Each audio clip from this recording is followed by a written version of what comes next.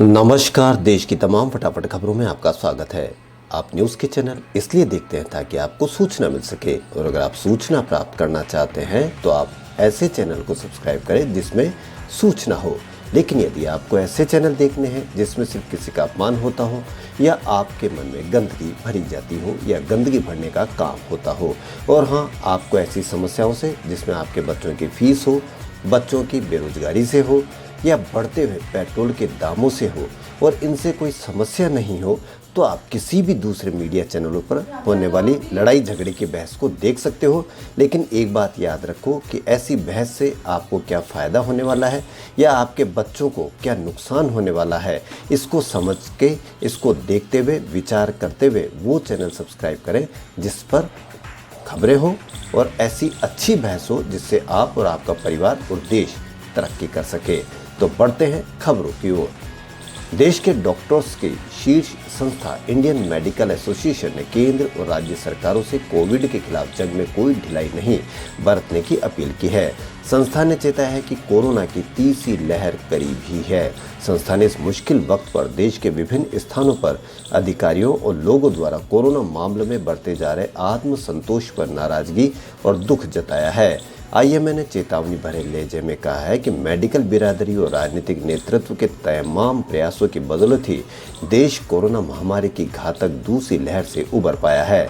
ऐसे में हम लापरवाह नहीं होना चाहिए।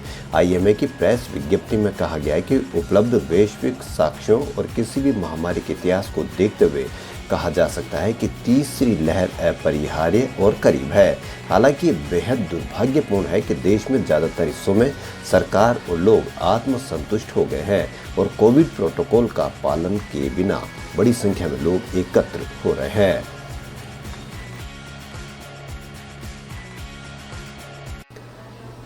बिहार के सीएम नीतीश कुमार ने साफ कहा है कि देश की जनसंख्या को केवल कानून बनाकर नियंत्रित नहीं किया जा सकता है, इसके लिए और भी उपाय करने होंगे।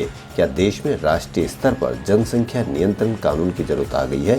इस बारे में पत्रकारों की ओर से पूछे गए सवाल पर नीतीश बाबू ने कहा कि एक बात हम साफ साफ कह रहे हैं, जो राज्य जो करना चाहे करे, लेकिन हमारा मानना है कि जनसंख्या को केवल कानून बनाकर नियंत्रित नहीं किया जा सकता है। ये ठीक से संभव नहीं। उन्होंने कहा कि आप चीन को ही देख लीजिए, 1 से 2 किया, अब 2 के बाद क्या हो रहा है। आप किसी भी देश का हाल देख लीजिए। ये सबसे बड़ी चीज़ है कि महिलाएं पढ़ी लिखी रहेगी तो इतनी जागृति आती है कि प्रजनन दर अपने आप कम हो जाती है। सर्वे से भी इस तरह की बातों की पुष्टि हुई है। उन्होंने कहा कि मेरा मानना है कि 2040 तक ये वृद्धि नहीं रहेगी।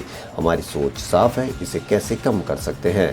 यह बात सभी समुदायों पर लागू होती है। यदि महिलाएं पढ़ी लिखी होगी तो प्रजनन दर में कमी लाई जा सकती है। 74 पूर्व नौकरशाहों और पुलिस अधिकारियों ने खुला खत लिखते हुए उत्तर प्रदेश में शासन पूरी तरह से खत्म और कानून का खुले तौर पर उल्लंघन का आरोप लगाया गया है। इस खत का 200 से अधिक प्रतिष्ठित नागरिकों ने समर्थन किया है। 4 पेज के इस खत में आईएएस, आईपीएस, आईएफएस अधिकारियों ने शांतिपूर्ण प्रदर्शनकारियों की मनमाने ढंग से हिरासत और यातना और पुलिस हमलों का आरोप लगाया है। साथ ही अतिरिक्त न्यायिक हत्याओं को समाप्त करने की मांग की और लव जिहाद के खिलाफ कानून के जरिए मुस्लिमों को निशाना बनाए जाने का आरोप भी लगाया है। साथ ही कहा कि गोहत्या के नाम पर और आलोचना करने वालों के खिलाफ राष्ट्रीय सुरक्षा अधिनियम का दुरुपयोग किया जा रहा है। राज्य में स्वास्थ्य व्यवस्था के चरमराने और बेशुमार मौतों की ओर इशारा करते हुए कहा गया है कि कोरोना संकट को ढंग से संभाला जाना चाहिए।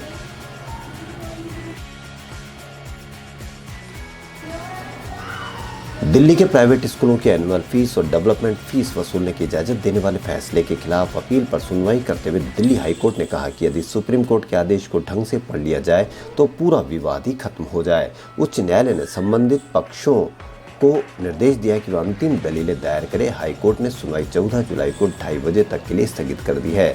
अभिभावकों के साथ दिल्ली सरकार ने भी संबंधित फैसले को हाईकोर्ट की 2 जजों की बेंच के सामने चुनौती दी है। सुनवाई के दौरान हाईकोर्ट ने कहा कि अगर सुप्रीम कोर्ट के आदेश को ढंग से पढ़ लिया जाए तो पूरा विवाद ही खत्म हो जाए। दरअसल सुप्रीम कोर्ट ने इस मामले में दखल देने से इनकार कर दिया था। समाचार एजेंसी पीटीआई भाषा के अनुसार दिल्ली उच्च न्यायालय ने गत 7 जून को 450 निजी स्कूलों का प्रतिनिधित्व करने वाले पहले action committee unaided recognised private schools को नोटिस जारी किया था और उससे एकल न्यायाधीश के 31 मई के आदेश के खिलाफ आम आदमी पार्टी सरकार और छात्रों की अपीलों पर जवाब मांगा था।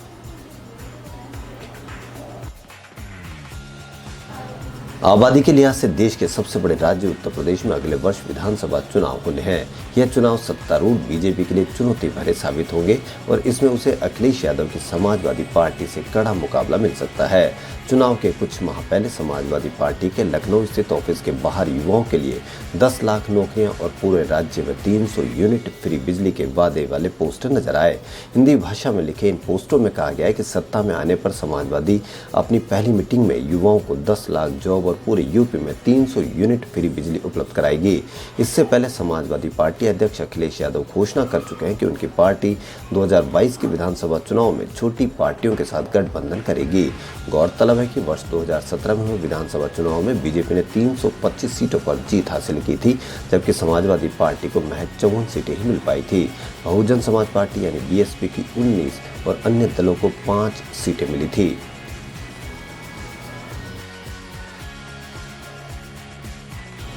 सुप्रीम कोर्ट ने राजद्रोह के कानून को चुनौती देने वाली याचिकाओं पर 27 जुलाई तक टाल दी है। सुप्रीम कोर्ट ने केंद्र सरकार से 2 हफ्ते में जवाब दाखिल करने को कहा है। केंद्र ने जवाब के लिए और समय मांगा था। इससे पहले 30 अप्रैल को राजद्रोह की धारा का परीक्षण करने सुप्रीम कोर्ट तैयार हो गया था। सुप्रीम कोर्ट ने आईपीसी धारा 124 की वैधता की जांच करने का फैसला किया था।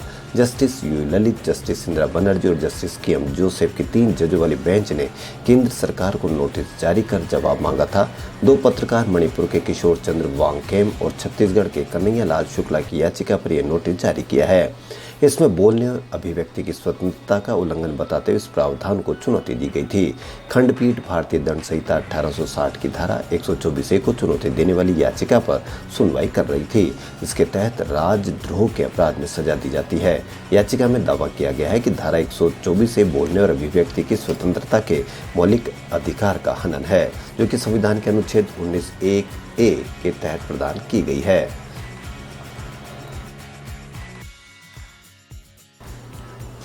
उत्तर प्रदेश में अगले वर्ष होने वाले विधानसभा चुनाव को लेकर सभी पार्टियों की सियासी गतिविधियां बढ़ गई है।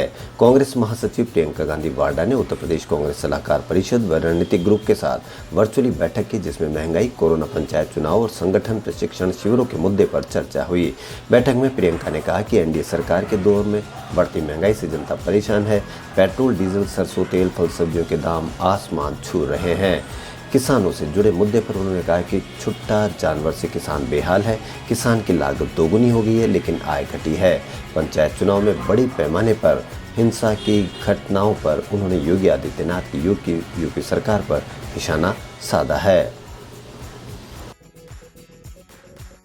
करीब 1 महीने तक शांत रहा मानसून दोबारा एक्टिव हो गया है। राजस्थान, पंजाब, हरियाणा के कई जिलों में 1-2 दिन से रुक रुक कर बारिश हो रही है। हिमाचल प्रदेश के धर्मशाला में जम्मू कश्मीर में बादल फटने की घटना सामने आई है। शिमला सहित कई जिलों में रविवार रात से बारिश हो रही है। इसी कारण नदी नाले उफान पर है। खबरों फिलहाल इतना ही। यदि आपको हमारा चैनल पसंद आए तो लाइक, सब्सक्राइब